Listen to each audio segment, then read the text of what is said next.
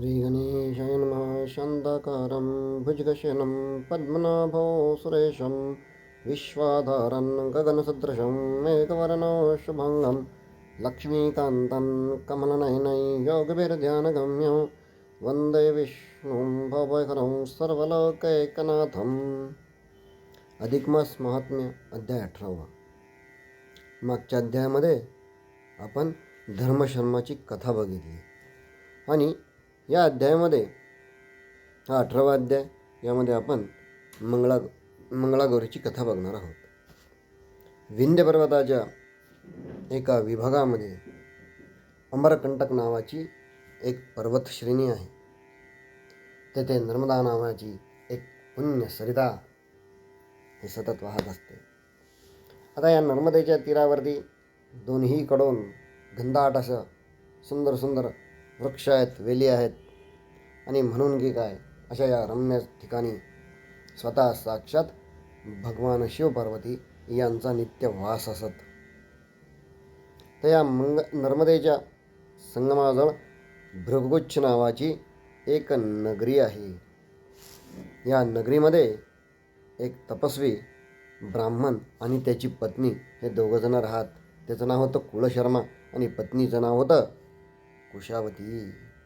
अत्यंत आनंदाने यांचा संसार चालू असत आणि म्हणता म्हणता ज्याप्रमाणे पौर्णिमेचा चंद्र कलेकलेने वाढत जातो त्याप्रमाणे यांच्यासुद्धा आनंदामध्ये संसारामध्ये एक एक प्रकारचे आनंद यायला लागले. आणि नुकतंच यांना कळालं की आता लवकरच आपल्या घरामध्ये अपत्याचा जन्म होणार. आणि म्हणून की काय योग्य दिवस योग्य मास भरताच त्याच्यापोटी एक कन्यारत्न झालं. त्या कन्येचं नाव त्यांनी मेधावती असं ठेवलं. ही मेधावती मात्र अत्यंत रूपवान, अत्यंत सुंदर, नाजूक ओठांची रक्तवर्ण ओठ आणि नाजूक कटी असलेली ही कन्या अत्यंत गुणवान, म्हणजे वडिलांच्याही कामात मदत करणारी आणि आईच्याही कामात मदत करणारी अशी ही मेधावती नावाची सुंदर कन्या होती. हळूहळू ती वयानं मोठी होऊ लागली. तेव्हा ती उपवर झाल्यानंतर पिताश्रींनी तिच्यासाठी वर बघण्यासाठी सुरुवात केली आणि त्याच याच्यामध्ये पद्मनाभ नावाचा एक सुंदर तरुण हा त्यांच्या नजरेस पडला. यथाविधी त्यांचा विवाह झाला. यासुद्धा वधूवरांचा संसार अत्यंत आनंदानं चाललेला असताना, मजेत चालू असताना कुठंतरी यांच्या संसाराला गालबोट लागलं आणि एके दिवशी हा नदी तीरावरती स्नान करत असताना याला एका मगरीनं याला खोल पाण्यात ओढून नेलं. म्हणता म्हणता हाहाकार झाला. हिच्या नशिबी वैधव्य आलं. झालं सर्व गावामध्ये ही वार्ता पसरली. सर्वकडं हळहळ सुरू झाली की कसं काय झालं अचानक. आत्ता तर यांच्या संसाराला सुरुवात झाली होती. आणि असं म्हणून ही मात्र आता शोक करायला लागली. अनेक दिवस शोकत गेल्यानंतर पित्याला सुद्धा राहवलं नाही आणि म्हणून पित्यानं तिला सांगितलं की हे बाळा, तू आता अधिक मासाचं व्रत तो कर. आता अधिक मास येतोय. मग अधिक मासामध्ये काय करत असतात असं जेव्हा तिला पित्याने विचारलं, जेव्हा तिनं पित्याला विचारलं तेव्हा त्यांनी सांगितलं की भगवान पुरुषोत्तमाची म्हणजे भगवान श्रीकृष्णाची, राधाकृष्णाची नित्यनियमानं तू पूजा करत जा. त्याचप्रमाणे दररोज एक दिवा त्यांच्यासाठी संध्याकाळी तू लावत जा आणि ब्राह्मणाला काहीतरी दक्षिणा आणि विशेष करून अपूपदान हे तू ब्राह्मणास दे असं पित्यानं सांगितलं. आणि त्यानंतर मात्र ही नित्यनेमाने ते व्रत करायला तिनं सुरुवात केली. झालं काय काय केलं बरं तिनं.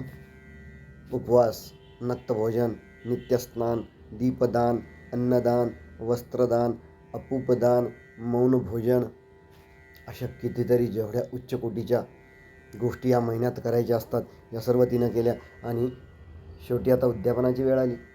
आणि उद्यापनाच्या दिवशी ती नदीवर गेलेली असताना नेमकी त्याच वेळेस तिथे शिवपार्वती आलेली होती. शिवपार्वतीनं बघितलं, माता पार्वतीला बघितलं. माता पार्वती अत्यंत खुश झाली. काय केलं त्यांनी, ते तिला सदैव वैकुंठाला घेऊन गेले. सदैव वैकुंठाला ते तिला सदैव क्षमा असावी ते तिला कैलासाला घेऊन गेले.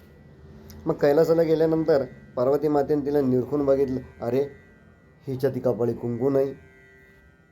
मग काय, माता पार्वती मातेनं मनात आणलेलं होतं की मेधावतीला आता पवित्र देवताच त्यांना करायचं होतं. म्हणून तिनं काय केलं की स्वतः कुंकू घेतलं आणि तिच्या कपाळी कुंकू लावून तिला आपल्या शेजारी बसवलं.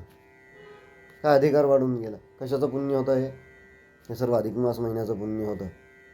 पण इकडे मात्र या नगरीमध्ये अत्यंत शोक सुरू झाला की काय म्हणे, बघा म्हणे कसं कर्म असतं म्हणे.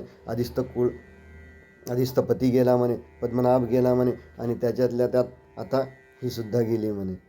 आणि मग हे जे दोन कुलशर्मा आणि कुशावती जे दोघंजण होते, त्या पद्मनाभाचे सासू सासरे यांनी अत्यंत शोक पुढे केला. पण यांना हे माहीत नाही की ही मेधावती सदैह कैलासाला गेली. आपण म्हणतो ना कैलासवासी, त्याप्रमाणे ती खरोखर कैलासवासी झाली. आणि मग यानंतर एक दिवस अचानक या कैलासात भगवान शिवाच्या दर्शनासाठी जेव्हा साक्षात वैकुंठावरून श्रीहरी विष्णू आले, विष्णूंची जशी नजर हिच्यावरती वाढली तसं विष्णूंनी सांगितलं की अरे ही माझी अत्यंत प्रिय भक्त आहे म्हणे, ही इथं कशी काय आली म्हणे. मग तेव्हा माता पार्वतीने सांगितलं, सर्व हकीकत माता पार्वतीने तिला सांगितलं. तर तेव्हा पार्वती मातेनेही सांगितलं की ही अत्यंत मनोने व्रत करत असताना आम्ही तिला अखंड सौभाग्याचं वरदान, अक्षय वरदान दिलं. आणि एवढंच नाही तर हिच्या दर्शनाने अनेक स्त्रियांचं सुद्धा सौभाग्य प्राप्त होईल, त्यांचं मंगल होईल, त्यांचं कल्याण होईल. आणि मग हे ऐकून विष्णूला सुद्धा आनंद झाला. त्यानंतर बघा आता ही जोडी कशी जमली. इकडं भगवान शिव पार्वती, इकडं विष्णू आणि लक्ष्मी, आणि ती मेधावती, हे सर्वजण कुठे आले पुढे कालांतराने, काशी क्षेत्री आले. आणि तिथे विष्णूंनी त्या निळकंठेश्वर महादेवाची लिंग स्थापना केली. त्या सोहळ्याच्या वेळेस मात्र या मेधावतीनं जसं ठरवलं होतं त्याप्रमाणे तिनं माता पार्वतीच्या चरणी आपला देह ठेवला. ही मेधावती मात्र पावन झाली, ती मोक्षपदाला गेली. पार्वतीने मेधावतीच्या स्मरणार्थ त्या ठिकाणी एक मंदिर बांधलं, सुंदर अशा प्रकारचं मंदिर. आणि त्या मंदिरात अक्षय सौभाग्यवती असलेली ती मेधावतीची म्हणजे मंगळागौरीची, आता ही मंगळागौरी म्हणजे कोण, तर गौरीची पवित्र असलेली मंगल सती म्हणून तिची स्थापना केली. आजही लोक या मंदिरामध्ये दर्शनाला जातात. म्हणून भगवान विष्णू असं म्हणाले, असं बदले त्यावेळेस की लक्ष्मी अधिक मासाच्या व्रतात जो कोणी या मंगळागौरीचं व्रत करेल त्याला अखंड सौभाग्य त्या स्त्रीला प्राप्त होईल. बोला भगवान श्रीकृष्ण की जय.